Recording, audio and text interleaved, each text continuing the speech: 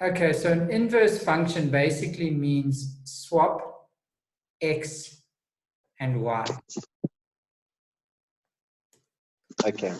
So if you have the graph of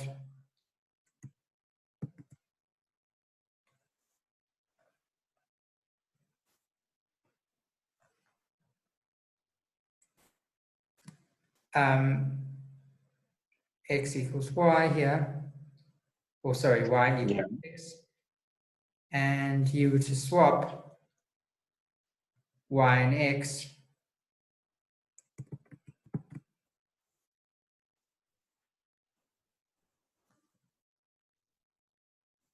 it would be done like this, but you'd still end up having the same graph.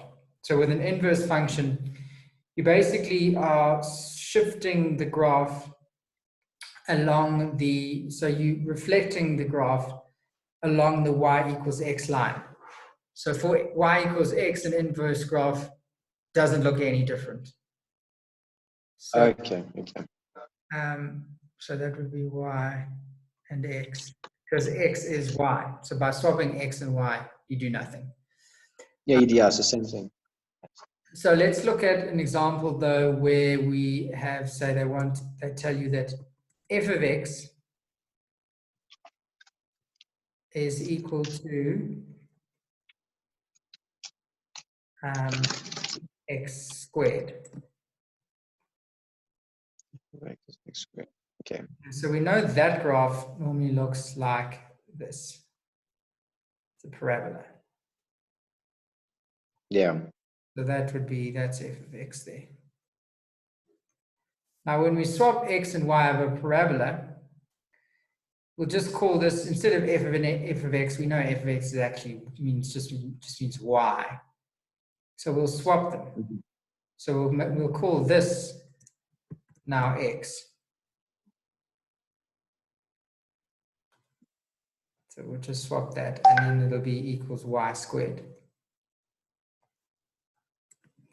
Okay. Now, so that's step one. Whenever you see inverse, just swap all the x's and all the y's.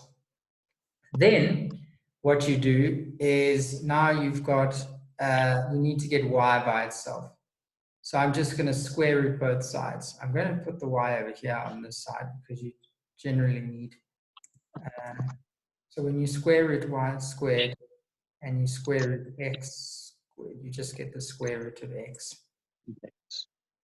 Okay, and so you get y equals root x.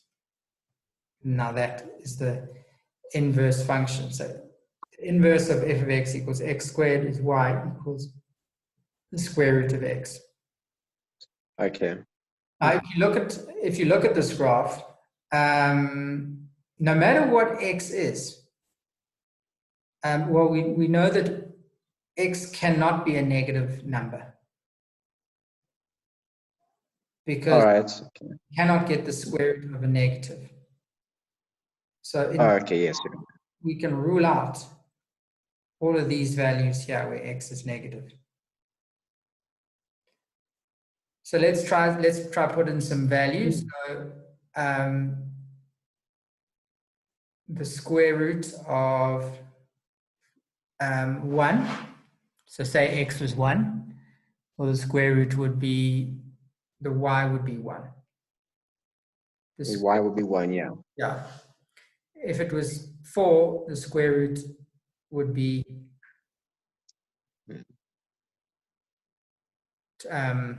2.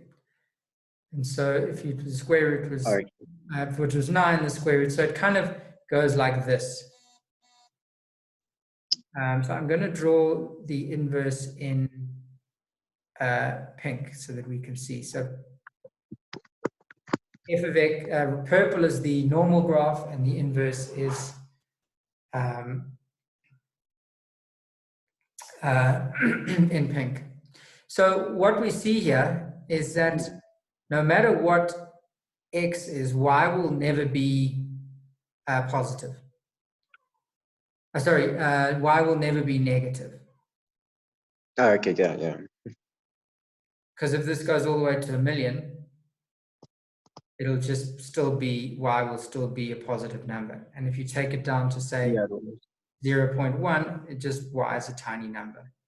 But obviously you do Yeah. get the value for, you can get the square root of 0, which is just 0. Oh, yes, of course. So you see that it's, if we were to imagine that we were to take this graph, I'm going to do it in blue, and take this f of x. And you know how we shift it across? Yeah. It kind of, almost like it rotates. It's almost like you've swapped the x and the y axis. So if you can imagine, Okay. if you can imagine, imagine that that graph was just turned on its side. Suddenly you'd have the pink facing upwards in the way that the purple is now. Only difference is you can't have a negative because you can't have the square root of a negative.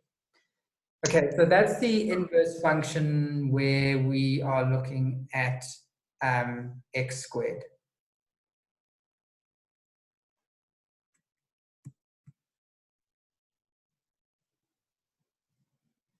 So the next one I'm going to do, I'm going to clear this, is we'll do the inverse of an exponential function, because that's a log graph and that's quite a common question.